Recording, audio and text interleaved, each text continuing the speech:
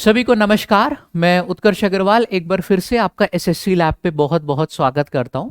तो जितने भी रेलवे एस्पिरेंट्स हैं आपके लिए एक बहुत ही महत्वपूर्ण जानकारी इस वीडियो में मिलने वाली है। आरआरबी यानी कि रेलवे रिक्रूटमेंट बोर्ड, जो कि वेरियस एग्जाम्स कंडक्ट कराती है, चाहे आपका एनटीपीसी हो, एएलपी, टेक्नीशियन, ग्रुप डी, सारे एग्जाम्स कंडक्टिंग जो बॉडी होती है हमारे आरआरबी, उसकी तरफ से ये नोटिस आया कि जो नॉर्मलाइजेशन का तरीका है उसको चेंज कर दिया गया है।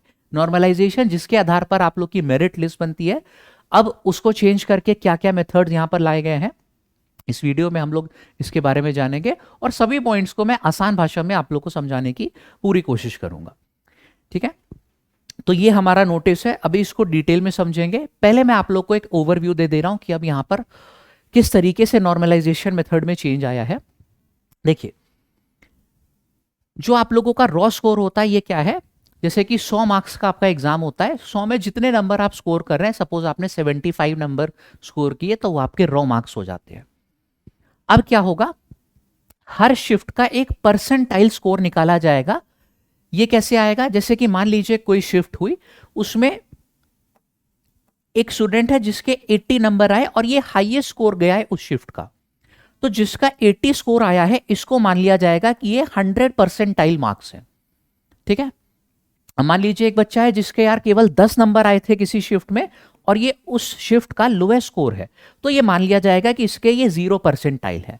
इसी तरीके से हर शिफ्ट का जो है इंडिविजुअल वो परसेंटाइल स्कोर आपका निकाला जाएगा। फिर जब सभी शिफ्ट को एक साथ मर्ज कर दिया जाएगा, सभी के परसेंटाइल्स एक साथ मर्ज कर दिए जाएंगे, तब आपका बनेगा आरआरबी या फिर लेवल 1 के लिए आरआरसी स्कोर। इसके बाद क्या होगा कि एक बेस शिफ्ट को सेलेक्ट किया जाएगा, उसके बारे में भी जानकारी इस वीडियो में हमको दी गई है। ऐसी शिफ्ट जिसमें हाईएस्ट एवरेज मार्क्स है वो हमारी बेस शिफ्ट बन जाएगी। इसके आधार पे आप लोगों का नॉर्मलाइज स्कोर जो है निकाला जाएगा, जो कि हम लोगों को अपनी मेरिट लिस्ट देता है। चलिए, अब ये ओवरव्यू मैंने आप लोग को दे दिया है, अब आपको ज्यादा अच्छे से जो है ये नोटिस समझ में आएगी। आप देख सकते हैं कि जो भी आप लोगों का फाइनल लिस्ट निकलेगी वो रॉ स्कोर के आधार पर नहीं ना निकल के, बल्कि नॉर्मलाइज स्कोर के आधार पर निकलेगी। अब यहां पर बोला गया कि percentile scores are based on the relative performance of all those who appear for the exam. Relative performance मैंने बताया था ना। अब marks obtained are transformed into scale ranging from 100 to 0 for each shift. Percentile score is not the same as the percentage score. मैंने बताया था कि अगर 100 मार्क्स का पेपर है, अगर किसी के 80 नंबर आए हैं और वो शिफ्ट में उसके मैक्सिमम स्कोर आया है तो उसको 100 परसेंटाइल मान लिया जाएगा। ठीक है, indicates the percentage of candidates that have scored equal to or below that particular percentile in that examination। ये पॉइंट मैंने ऑलरेडी आप लोग समझा दिया था, इसका क्या मतलब है। अब परसेंटाइल स्कोर जो बीच के स्टूडेंट है, देखिए हाईएस्ट वाले का तो 100 हो गया, लोएस्ट वाले का तो 0 परसेंटाइल बन गया, लेकिन बीच के जो स्टूडेंट है उनका कैसे परसेंटाइल स्कोर निकलेगा, ये यहां पे हम लोग को फॉर्मूला एक दिया गया है।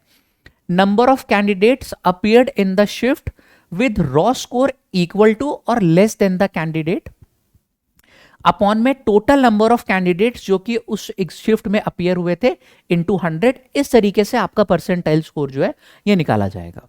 उसके बाद में हमसे क्या बोला जा रहा है, ये देखिए यहां पे बोला भी गया था, जो पॉइंट मैंने बताया था कि percentile score will be normalize for the examination instead of the raw marks. Raw marks से मतलब नहीं होगा, परसेंटाइल स्कोर को ही नॉर्मलाइज किया जाएगा। ठीक है, तो ये काफी बड़ा एक चेंज जो है एग्जाम में आप लोगों का हुआ है। उसके बाद बोला गया कि परसेंटाइल स्कोर जो है for all the shifts would be merged and shall be called RRB scores, या फिर आरआरसी बोला जाता है लेवल 1 के लिए, which will then be use for the compilation of results and further processing for deciding the merit list. है ना। अब परसेंटाइल स्कोर जो है वो 5 डेसिमल प्लेसेस तक निकाला जाएगा, ताकि यार दो स्टूडेंट का सेम ना है। अगर फिर भी सेम आ जाता है तो उसको कैसे यार रिजॉल्व किया जाएगा। देखो, जैसे दो लोगों का मान लीजिए सेम परसेंटाइल स्कोर आ गया है 5 डेसिमल प्लेसेस तक, हालांकि चांसेस बहुत कम होते हैं ऐसे, तो जो ओल्डर वाला पर्सन है उसको प्रायोरिटी दी जाएगी। अब अगर दोनों की एज भी सेम है तो अल्फाबेटिकल ऑर्डर के हिसाब से जो है प्रायोरिटी लिस्ट जो है डिसाइड करी जाएगी। और एक और चीज बोली गई कि परसेंटाइल स्कोर भी भैया तभी निकलेगा जब आपने मिनिमम परसेंटेज मार्क्स जो है वो क्वालिफाइंग जो थे उसको पार किया है। जैसे आप देख सकते हैं यहाँ पे अनरिजर्व जो कैटेगरी होती है उसके लिए मिनिमम 40% नंबर आप लोग को लाने होते हैं, अगर उससे कम आया है तो आप लोगों को कंसिडर भी नहीं किया जाएगा। ईडब्ल्यूएस का भी 40% होता है, ओबीसी का 30%, एससी का 30% और एसटी का 25%। ठीक है, in order to finalise the merit based on the percentile score, only those candidates in the merit list will be considered जिनके मिनिमम परसेंट इतने इतने आए हैं। ठीक है, अब इसके बाद बेस शिफ्ट किस तरीके से सेलेक्ट करी जाएगी, वही जो मैंने आप लोग को बताया था ओवरऑल, कि बेस शिफ्ट जिसमें हाईएस्ट एवरेज स्कोर होता है among all the shift of computer based test. ठीक है, इस तरीके से बेस शिफ्ट जो है वो हम लोगों की सेलेक्ट करी जाएगी और फिर फाइनली आपका जो है यहां पर नॉर्मलाइजेशन होगा। नॉर्मलाइजेशन का क्या फॉर्मूला है ये आप लोग को बिल्कुल दिया गया है कि जिनका परसेंटाइल स्कोर जो है इक्वल टू है जिनका परसेंटाइल स्कोर जो है ग्रेटर देन और इक्वल टू है बेस शिफ्ट का, उनके लिए ये वाले नॉर्मलाइजेशन फॉर्मूले का इस्तेमाल होगा, और जिनका परसेंटाइल स्कोर जो है लेस देन है बेस शिफ्ट से के कंपैरिजन में, उनके लिए इस वाले नॉर्मलाइजेशन फॉर्मूले का इस्तेमाल होगा।